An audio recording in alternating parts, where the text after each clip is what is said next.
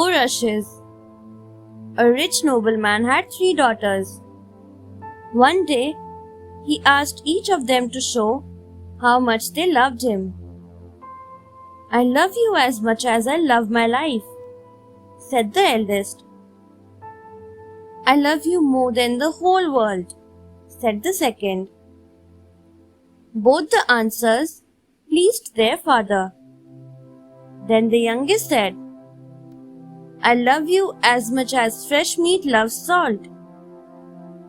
This answer made the nobleman very angry, for it was not flattering at all.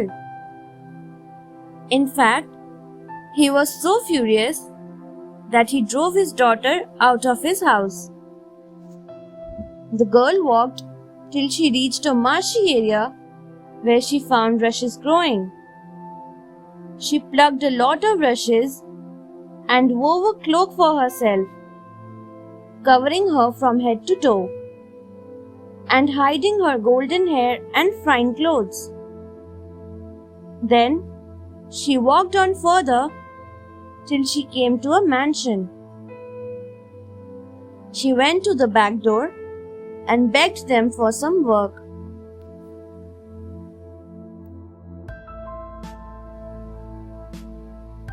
A kitchen maid. The girl was in a pitiable condition. "I'll do any work, for I have nowhere to go," she explained. The cook felt sorry for her and asked, "Will you scrub the kitchen floor and wash all the pots and pans?" The girl agreed. "What's your name?" asked the cook. "Cap Urushes," replied the girl. And that was what all the servants and maids called her. She cleaned everything and worked hard all day and slept in a corner of the kitchen at night.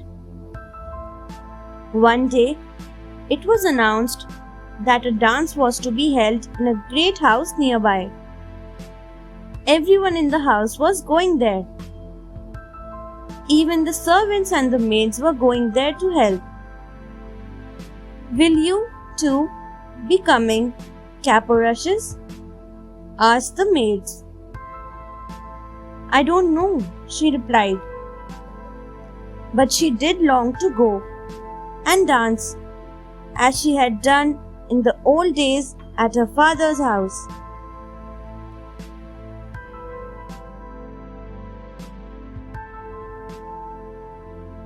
The mysterious lady.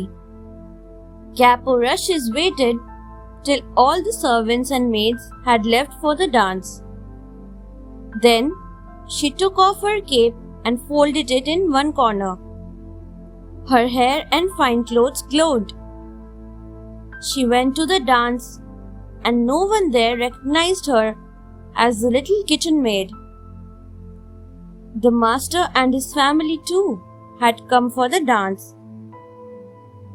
As soon as his son saw Cap Urushes, he was charmed. He couldn't take his eyes off her beautiful face. He asked her to dance with him, and all evening he danced with her. Cap Urushes had slipped away quietly before the others left the dance, and reaching home, she put on her cloak and pretended to be asleep. The next morning, the maids told her about the beautiful, mysterious lady with whom the master's son had danced all evening. They told her there would be a dance again.